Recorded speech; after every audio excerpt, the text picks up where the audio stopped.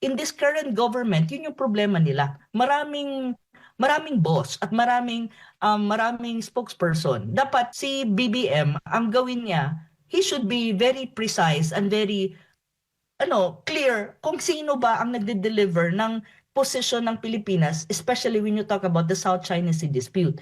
Ang DFA ba, si Bersamin ba, o siya na lang kaya ang magsalita para nanggagaling sa kanya? Malinaw ang posisyon, malinaw ang statement on different issues that has something to do with the South China Sea. Hindi yan kailangan i-gag order pa. Pero usually, kapag bilateral consultation mechanism ng dalawang bansa, may mga elemento sa mga pinag-uusapan nila na automatically part of diplomatic protocol and that you cannot reveal it in public because parang hindi naman kailangan at may implication yan sa dalawang bansa in terms of security, in terms of, para hindi magkaroon ng disruption kung ano mga plano nila. Pero sometimes, hindi mapigilan yung ibang bida-bida dyan na chika ng chika, na parang kung ano na pag-usapan, nako-compromise tuloy at hindi tuloy na nagagawa, na parang naman sa kabutihan. 'Di ba? Parang ganun siya eh.